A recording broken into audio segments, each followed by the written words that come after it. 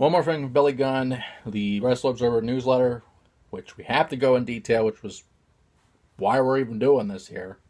The worst work match of the year in 2006 was the TNA Reverse Battle Royal. If you remember, was literally a reverse battle royal. We had people starting outside the ring, fighting to enter the ring, only to fight in a regular battle royal where battle royal rules apply.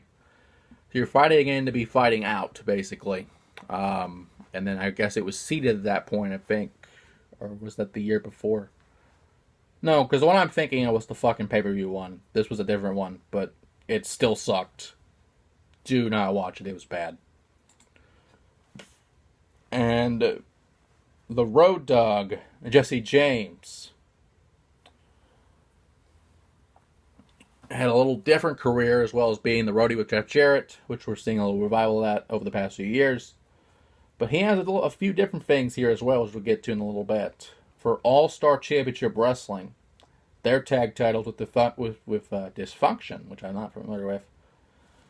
For the Catch Wrestling Association, their tag titles with Cannonball Grizzly, who became PN News, which that was an abomination in itself. For the Coastal Carolina Wrestling Alliance and the Carolina Wrestling Federation, their world title once. Freedom Pro Wrestling, Billy Gunn, we already went through that. For MCW, the tag titles. Millennium Wrestling Federation, their tag titles with Bo Douglas, I guess. For the NWA Wrestling Birmingham, which was, I guess, a Birmingham affiliate. The Alabama heavyweight title twice for the NWA. For PWI, basically the same stuff as Billy Gunn, except ranked 46 and 99 for the PWI. For TNA, the NWA World Tag Team titles twice. Once, actually both times during the Free Live Crew days with Ron Killings and Conan. And the Feast Fire contract, which eventually became a world title contract, a world tag title contract, which he used with his father, Bullet Bob Armstrong. Which, if you haven't noticed, Jesse James is a member of that Armstrong family and that lineage. TNA Powerhouse, same thing with Billy Gunn, their tag titles. For the USWA, their heavyweight title once, their television title twice, and the world tag titles with Tracy Smothers twice. For World Wrestling All-Stars, which was a with Australian affiliate with the NWA, or somewhat, was affiliated with the NWA in some capacity. Their world title once. And for the WWF, the Hardcore title once, the Intercontinental title once, the tag titles 5 times with Billy Gunn, the Raw tag titles with Billy Gunn, and the Hall of Fame. And of course, the horrible Real Double J gimmick was the worst gimmick for the Wrestler Observer in '96, which was over the Maybe Tonight thing, which was bad. Really fucking bad.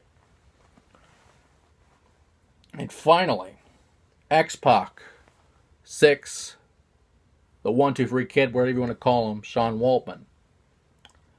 And he had a hell of a career as well. I mean, just bringing up the 1-2-3 kid, for those in the new generation, had that match against Razor Ramon, and his career kind of skyrocketed after being a jobber for the longest time, which led to him being X-Pac, which led to him being 6 in the NWO, which led to him going back to being X-Pac and DX, which led to a lot, which we'll get to in a little bit here.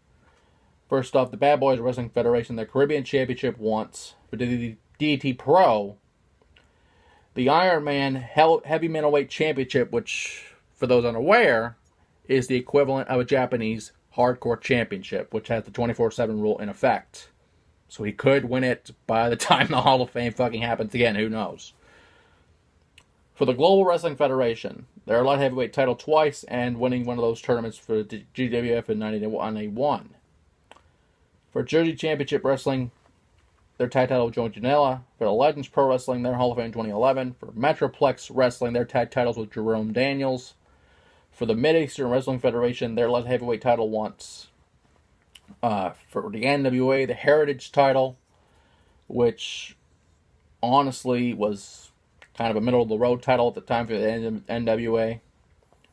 For Pro Wrestling America, the Iron Horse television title once, the light heavyweight title twice, and the tag title with Jerry Lynn.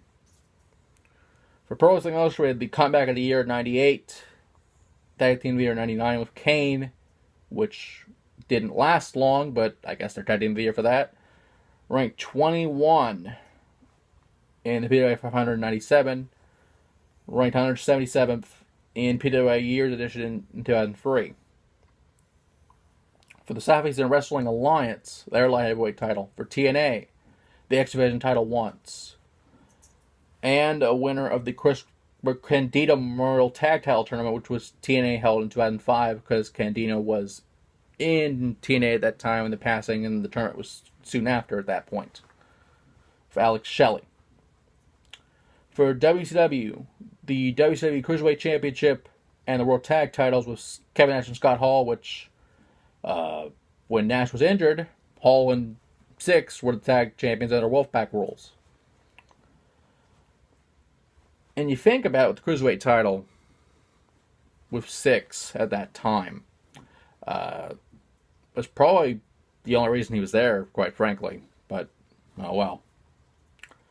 And for the WWE, the European title twice, the light heavyweight title twice, and of course the final light heavyweight champion.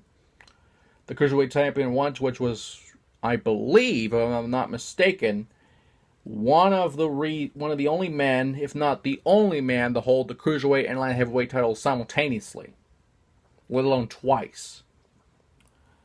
The WWF tag titles 4 times with Marty Jannetty, Bob Holly, and Kane. And a Slammy Award for Biggest Heart '94.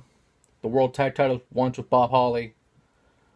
And the Hall of Fame with DX.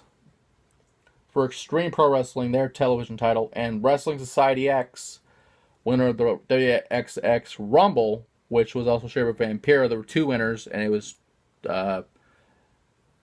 led towards the world title match with Vampiro won at that time. WXX didn't really last that long, but it was a great promotion at that time. As we finish out, we think about DX as a group, innovative, like I said earlier on. One of the better groups in this business. And it's about time they got in the Hall of Fame. It was going to be a matter of time, but I'm just glad that Chyna's finally in, because, again, this would be the only way she would be in the Hall of Fame.